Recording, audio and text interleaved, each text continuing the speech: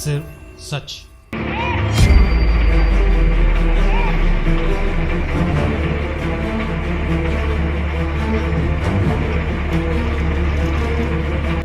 गुरुवार की दोपहर 12 बजे के आसपास खजरी खिरिया बाईपास से पनागर मार्ग पर स्थित रजा मेटल्स इंडस्ट्री में गैस सिलेंडर फटने से जोरदार विस्फोट हुआ।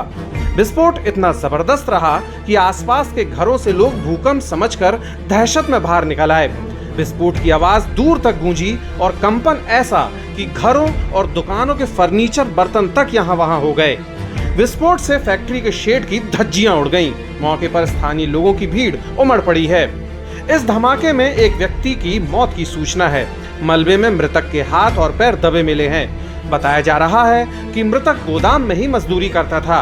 कबाड़ खाने में सेना में इस्तेमाल होने वाले बम भी मिले हैं। एक्सपायरी बमों को नीलामी में खरीदकर कबाड़ खाने में रखे जाने का अंदेशा है। पुराने टायर जलाने के दौरान जोरदार धमाका हुआ है। देखिए, अभी कारणों का तो पता नहीं चला है कि एग्जैक्ट क्यों हुआ, कैसे हुआ है ब्लास्ट, लेकिन एक ब्लास्ट की खबर आई थी 12:10 या 12 मिनट पे 100 डायल पे। उसमें हमारी 100 डायल की टीम यहाँ पहुँची, तो उसके बाद पुलिस भी पहुँच गई थानों की जो आधारतल थाना के अंदर खजूरी खिरिया गाँव में बना हुआ एक शेड है, और उस शेड पे एक ये ब्लास्ट हुआ है।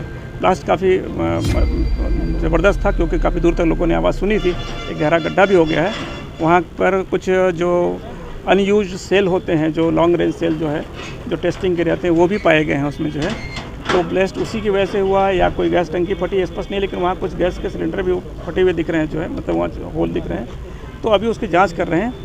और सबसे बड़ी चीज़ है कि चूँकि पानी से बुझा दिया गया है पूरी तरह से, लेकिन स्ट्रक्चर काफ़ी कमज़ोर सा है, तो उसके पास जाने में भी थोड़ा रिस्क है अभी।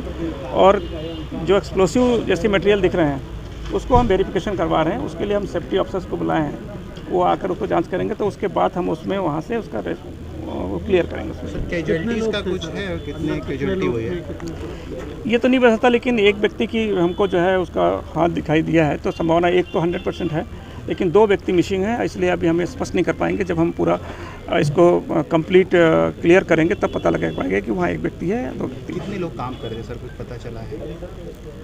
देखिए, फैक्ट्री में 10 लोग थे, लेकिन 8 लोग तो हमें मिल गए हैं लेबर, जो 2 व्यक्ति नहीं मिल रहे हैं। इसमें सर आर्मी वालों को बुलाया जाएगा? हम उनका सहयोग लेंगे इसमें वेरीफाई करने के लिए।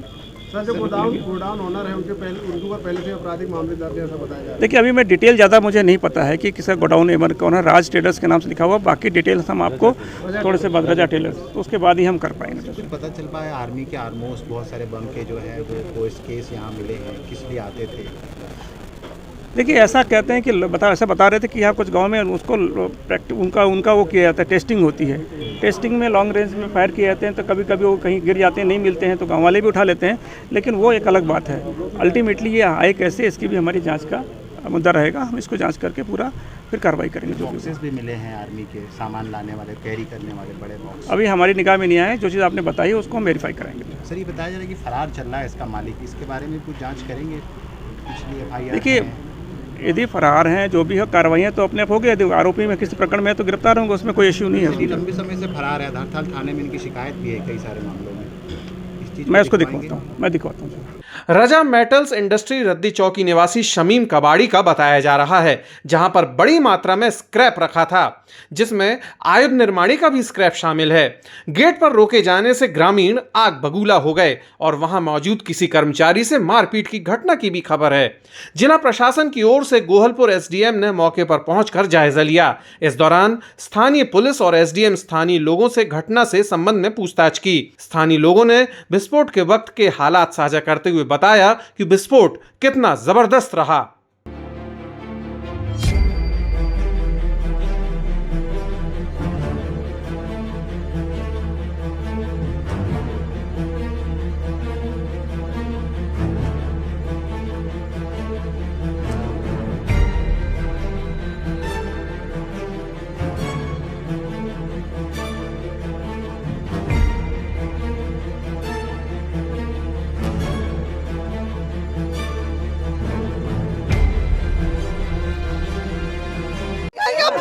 सत्यानाश हो गया। पीछे ही हमारा घर बिल्कुल लगा हुआ हमारा घर है।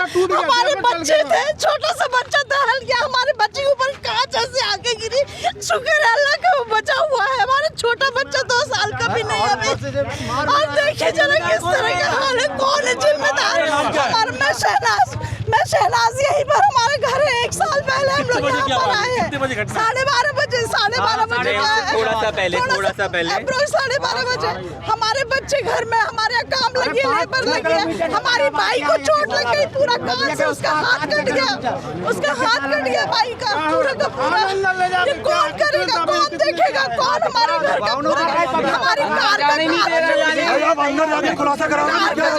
मार भगा रहे हैं। गोदाम में लगी आग से लोहे की शटर के कई टुकड़ों में 100 मीटर दूरी पाई गई है। रजा मेटल्स इंडस्ट्री के कबाड़खाने में पुराने वाहनों को काटने का भी काम होता है। अवैध रूप से ट्रक और चोरी के वाहनों का काटने के आरोपों के बाद कबाड़खाने में कई बार छापा पड़ चुका है और मालिक पर भी मामले दर्ज हैं। स्थानीय लोगों ने जिम्मेदारों से मामले की निष्पक्ष जांच के साथ सख्त कार्रवाई किए जाने की बात कही है।